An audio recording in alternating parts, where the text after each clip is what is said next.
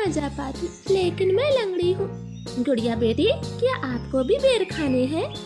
हाँ मम्मा, मेरा दिल तो बहुत है, मगर मैं लंगड़ी हूँ।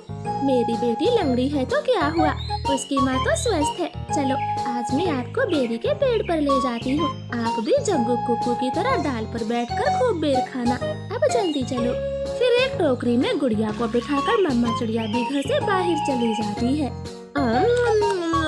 खट्टा मीठा बेर है, दिल कर रहा है इसकी गुठली भी खा जाऊं। नहीं जग्गू, गुठली नहीं खाना, बेर बहुत है, तुम बेर को ही खाओ। मैं तो कुछ बेर अपने घर भी लेकर जाऊंगा। कुक्कू दोस्त, वो देखे आपकी मम्मा भी इसी तरफ आ रही है, शायद उन्हें भी खट्टे मीठे बेर खाने होंगे। फिर मम्मा चिड़िया गुड़िया के साथ पेड़ पर बैठ जाती है। गुड़िया तो कई महीनों के बाद घर से बाहर आई थी, वो बहुत खुश होती है। यहाँ कितना अच्छा लगता है, खुला आसमान, चारों तरफ पेड़ पौधे और ताजी ताजी हवा। लो गुड़िया बहन, ये बेर खाओ, ये और भी मजेदार है। ऐसे वो तीनों गुड़िया को बेर तोड़ तोड़ कर खिलाते हैं। दूर छिपी हुई बुरी चील उन पर नजर रखे हुई थी। अरे वाह, एक साथ चार चार शिकार है, किसी एक का खात्मा तो हो ही जाएगा, बड़ी तेज भूख लगी है। फिर वो बुरी चील धीरे धीरे बेरी के पेड़ तक पहुंच जाती है और एकदम से उन्हें घेर लेती। जग्गू और कुक्कू तो डर के मारे मम्मा चिड़िया के पीछे छिप जाते हैं। सब ऐसे ही खड़े रहो, अगर एक भी भागा तो कच्चा चबा जाऊंगी, बड़ी तेज भूख लगी है मुझे। नाना चील जी, हमें जाने दे, हमारी जान बख्श दे, छोटे बच्चों पर रहम करे। नाना चिड़िया, किसी एक को तो अपना शिकार बनाकर ही खाऊंगी।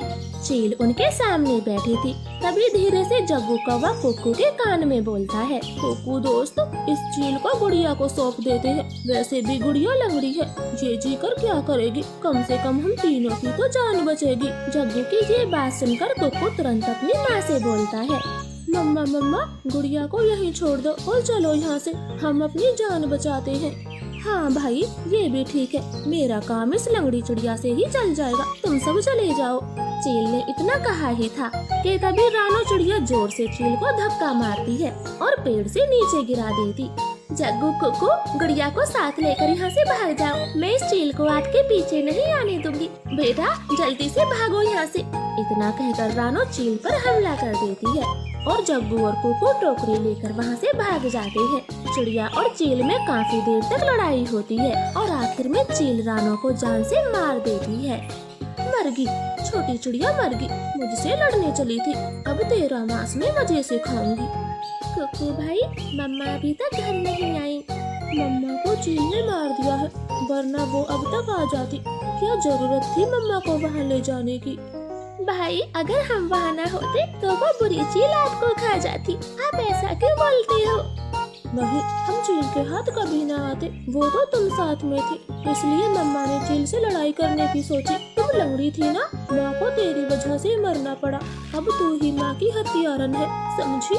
ऐसे कुक्कू तो गुड़िया को ही दोषी ठहराता है। अब गुड़िया का ध्यान रखने वाला कोई नहीं था। कुक्कू सारे दिन बाहर घूमता फिरता, वो लंगड़ी बहन का बिल्कुल भी ख्याल नहीं रखता, चाहे वो भूखी हो या फिर प्यासी हो। भाई, सुबह से रात हो गई है, आप मेरे लिए कुछ खाने को नहीं लाए? जंगल में भोजन की कमी हो गई है, अपना पेट भरना ही बड़ा मुश्किल है, ऐसे में तेरे लिए दाना कहाँ से लाता? ऐसा बोलकर कुक्कू तो सो जाता है। गुड़िया को पूरी रात नींद नहीं आती, क्योंकि वो तो कई दिनों से भूखी थी। मम्मा मम्मा, अगर आज आप जिंदा होती तो मेरा कितना ख्याल रखती, अब तो मुझे भी भूखा सोना पड़ता है, मैं क्या